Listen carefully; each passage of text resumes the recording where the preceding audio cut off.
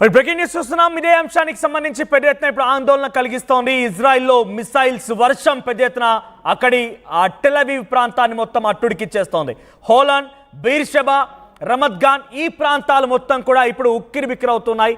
ఉదయం తెల్లవారుజామున అక్కడి సమయం ప్రకారంగా 8 గంటల సమయం వరకు కూడా ఈ దాడులు జరిగాయి. సో మనకి వాళ్ళకి సుమారుగా 2.5 గంటల తేడా ఉంటుంది. అంటే 8 గంటల సమయం వరకు అక్కడ దాడులు జరిగాయంటే సుమారుగా మనకి 10 గంటల వరకు కూడా ఈ దాడులు కొనసాగినట్టుగానే అర్థమవుతుంది. 11 గంటల వరకు కూడా ఈ దాడులు కొనసాగాయి. సో ప్రస్తుతానికి అక్కడ సిచ్యువేషన్ ఇంకా అన్కంట్రోలబుల్గా ఉంది. ఇంకా అక్కడ సహాయక చర్యలు కొనసాగుతున్నాయి. స్టాక్ మార్కెట్ బిల్డింగ్ని పూర్తిగా కుప్పకూల్చేసింది ఇరాన్.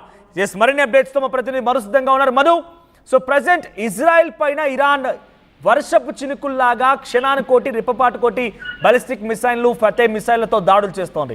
టెల్ అవీవ్ ప్రాంతం మొత్తం కూడా కుప్పకూలిపోయింది, శిథిలమైపోయింది.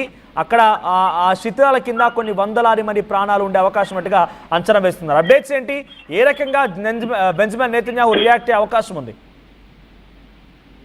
ఉదయం ఆల్రెడీ సొరాకో మెడికల్ బిల్డింగ్ పైన దాడి చేశారు. ఇప్పుడు మళ్ళీ స్టాక్ ఎక్స్చేంజ్ సంబంధించినటువంటి బిల్డింగ్ పైన అటాక్ చేశారు. టెల్ అవీవ్ లో ఉన్నటువంటి రామత్ గాన్ లో ఈ బిల్డింగ్ ఉన్నట్టుగా ఆ విషయం సమాచారం తెలుస్తా ఉంది.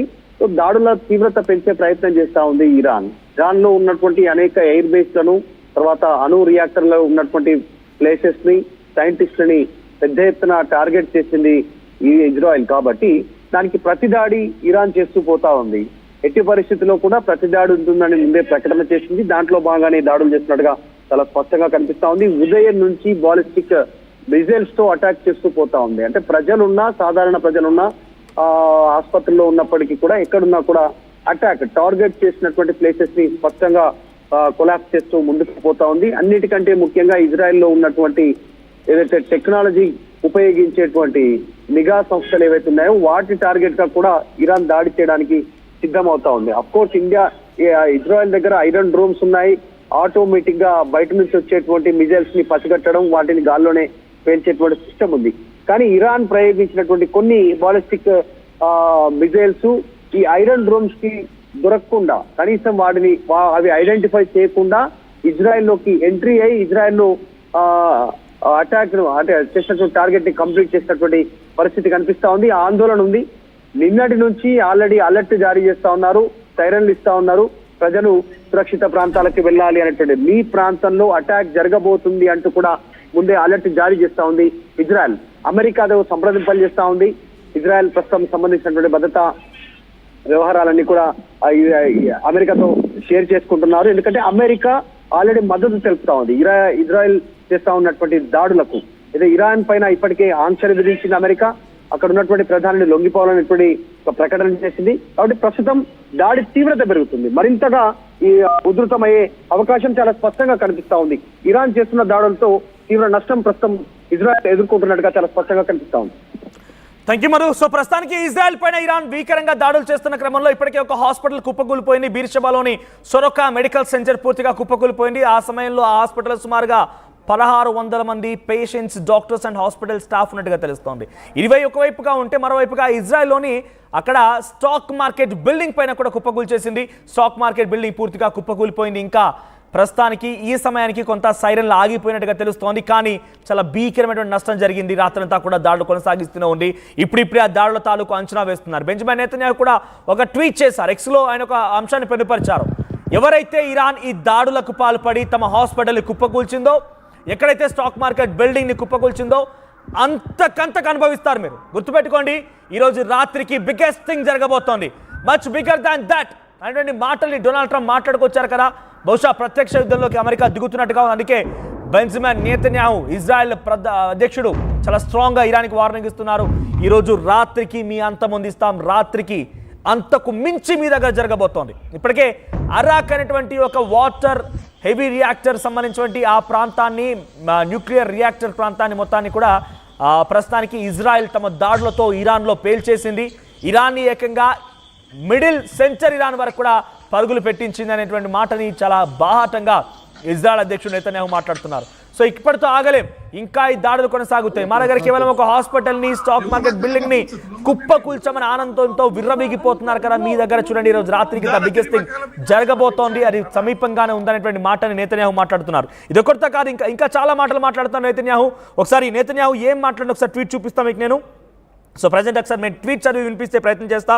సో ప్రస్తుతం ఆయన ఏం చెప్తున్నారంటే, ఇజ్రాయెల్లో జరిగిన దాడికి సంబంధించి నేతన్యాహు తన వాదనని చాలా బలంగా వినిపిస్తున్నారు. Netanyahu orders more strikes on Iran, ఇంకా దాడులు చేయండి, ఇంకా దాడులు చేయండి అని చెప్పి నేతన్యాహు ఇజ్రాయెల్లో హాస్పిటల్ ధ్వంసం తర్వాత ఆయన మాట్లాడుతున్నారు. All options and table, Iran officials warns US against wading into conflict. So అన్ని అంశాలు సిద్ధంగా ఉన్నాయి, ఏ క్షణమైన దాడికి మనం సిద్ధంగా ఉండాలి, మీరు దాడులు పెంచండి, ఇంకా మిస్సైల్ని ఇరాన్ వైపుగా వదిలేనటువంటి మాటని ఇజ్రాయెల్ అధ్యక్షుడు నేతన్యాహు అంటున్నారు. విల్ ఎగ్జాక్ట్ ఫుల్ ప్రైజ్, ఆయన ఏమంటున్నారు తెలుసా, will exact full price from tyrants in Tehran. ఆయన మాటల్లో అర్థం ఏంటంటే కనుక అంతకంతకు జవాబు ఉంటుంది, అంతకంతకి మీ దగ్గర కూడా మూల్యం చెల్లించాల్సి వస్తుంది. విల్ ఎగ్జాక్ట్ ఫుల్ ప్రైజ్ అంటే అంతకంతకు మూల్యం చెల్లించాల్సిందే. టెహ్రాన్ లో అంతకంతకు మూల్యం చెల్లిస్తారు, చూడండి ఏం జరగబోతోందో అని చెప్పి చాలా సీరియస్ వార్నింగ్ ఇజ్రాయెల్ అధ్యక్షుడు నెతన్యాహు అటువైపుగా ఇస్తున్నారు. సో హాస్పిటల్ ధ్వంసం, స్టాక్ మార్కెట్ బిల్డింగ్ కుప్పకూలిపోవడం, రెండు అంశాలు కూడా చాలా తీవ్రని ఆందోళన కలిగిస్తున్నాయి. ఇప్పుడు యుఎస్ కూడా ఇందులోకి ఇన్వాల్వ్ అయింది. యుఎస్ ఏం చేసిందంటే ఏకంగా తన డిప్లొమాట్స్ని, అంటే ఎవరైతే ఎంబసీ అధికారులు కానివ్వండి, డిప్లొమాటిక్ సంబంధించిన డిప్లొమాట్స్ అందరూ కూడా వెనక్కి తీసుకొచ్చింది. ఇజ్రాయెల్ నుంచి వెనక్కి తీసుకుంది, ఇరాన్ నుంచి వెనక్కి తీసుకుంది. మొత్తం మీద యుఎస్ సంబంధించిన డిప్లొమాట్స్, యుఎస్ పౌరులు ఎవరెక్కడున్నా కూడా వెనక్కి వచ్చేయండి అని చెప్పి అందరినీ వెనక్కి తీసేసుకుంది అమెరికా. సో ప్రస్తుతానికి అమెరికా ఈ యుద్ధంలోకి డైరెక్ట్ గా ఇన్వాల్వ్ అవబోతుండడానికి ఇది ఒక నిదర్శనంగా చూడాలి. నెతన్యాహు ఏమంటున్నారు తెలుసా, will exact full price from tyrants in Tehran, అంటే ప్రతీకార దాడి తప్పకుండా దానికి తగ్గట్టుగా మూల్యం చెల్లించుకోక తప్పదు అనే మాట నేతన్యాహు మాట్లాడుతున్నారు. చూద్దాం మరి రోజు రాత్రికి ఎటువంటి భీకరంగా దాడులు కొనసాగుతుంది. ఒకవైపు ప్రపంచ దేశాల శాంతి కోరుకుంటున్నామన్నటువంటి ట్రంప్ ఈరోజు ఇన్వాల్వ్ అవుతారా? రష్యా అధ్యక్షుడు మాత్రం చాలా క్లియర్గా, నువ్వు కనుక న్యూక్లియర్ వాపై దాడి చేయడం మొదలు పెడితే నేను ఇన్వాల్వ్ అవ్వాల్సి వస్తుంది, నేను కూడా డైరెక్ట్గా దిగుతాను, నీ అంతు చూస్తానని పుతిన్ డైరెక్ట్గానే ట్రంప్కి వార్నింగ్ ఇస్తున్నట్టుగా అర్థమవుతోంది. ఇవన్నీ ఒకే ఎత్తైతే 21 దేశాలు అటు ఇరాన్ వైపు నిలబడుతున్నాయి. ఈరోజు రాత్రికి చాలా భారీగా జరగబోతున్నటువంటి నేతన్యాహు మాటల్ని అటు అరబ్ దేశాలు, ఈ ఆఫ్రికన్ దేశాలు, ఇస్లామిక్ దేశాలు, రష్యా ఎలా పరిగణన తీసుకుంటా, ఏ రకంగా ముందుకు వెళ్తాయో చూడాలి. మరి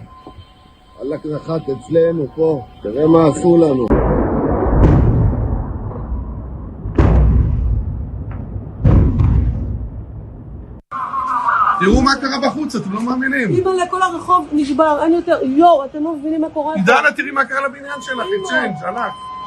הלך כל המפלאורים. יואו, תראי.